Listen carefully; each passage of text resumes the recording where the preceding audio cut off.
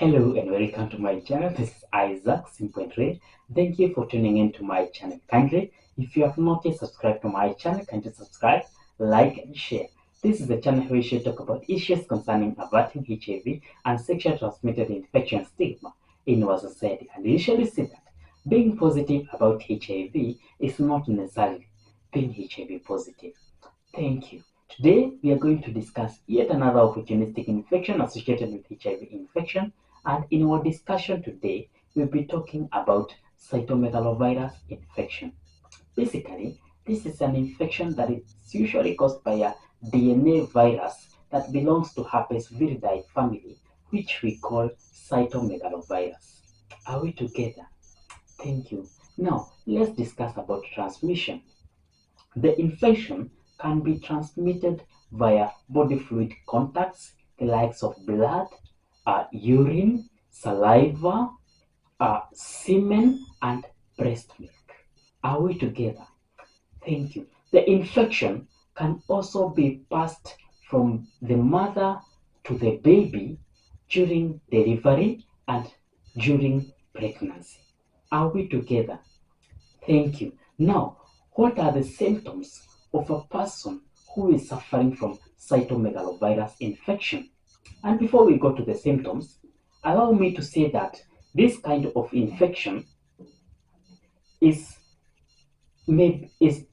usually asymptomatic in most cases in persons who are immunocompetent. However, for the persons who are immunocompromised, which includes persons suffering from HIV with low CD4 count and persons who have undergone organ transplant and are on immunosuppressive therapy, the symptoms may be fatal.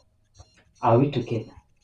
Thank you. Now, for the symptoms, allow me to start for the symptoms of children who are born with cytomegalovirus or who have acquired cytomegalovirus during pregnancy.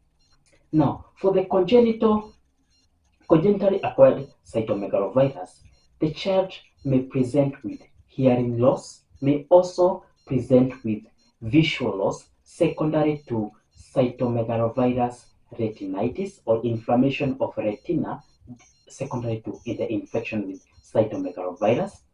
They may also present with symptoms like intellectual disability, muscle weakness, may also present with pneumonia.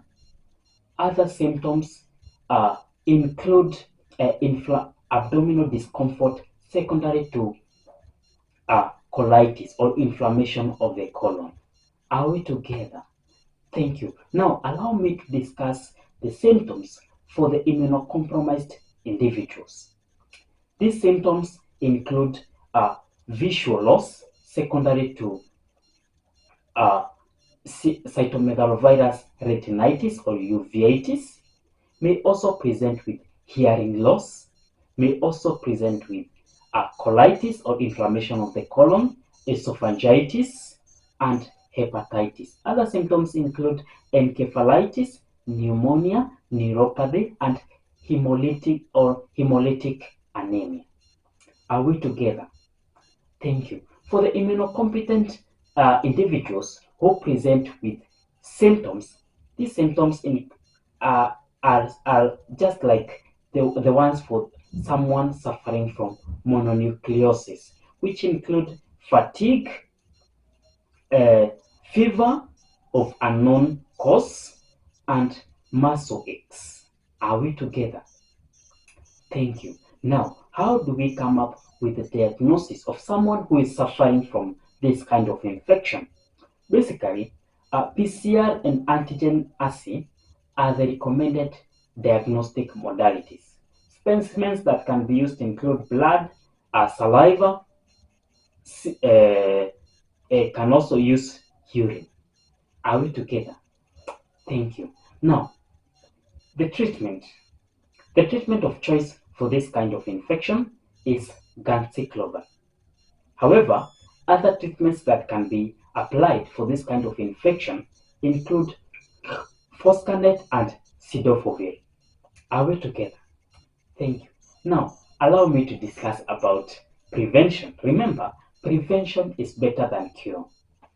To prevent the occurrence of this kind of infection, it's always very important to observe hand hygiene.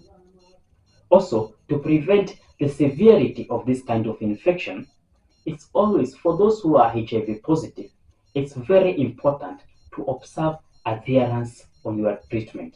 This will help you to become immunocompetent or to maintain immunocompetency by upholding a good level of CD4 count in your body. Are we together? Thank you. The other thing is avoid having unprotected sex with persons you don't know their HIV status, and also with persons you don't know their CMV status or cytomegalovirus status. Other things or other preventive measures is avoid sharing a cup or sharing one cup or one glass to avoid the saliva contact with persons who are infected with this kind of infection. I do not only say about the cup or glass, also sharing uh, spoons that are not cleaned may also predispose you to this kind of infection. Are we together? Thank you. Now, this comes to the end of our discussion. Kindly, if you need any other kind of clarification, drop it in the comment section. And thank you for watching this channel.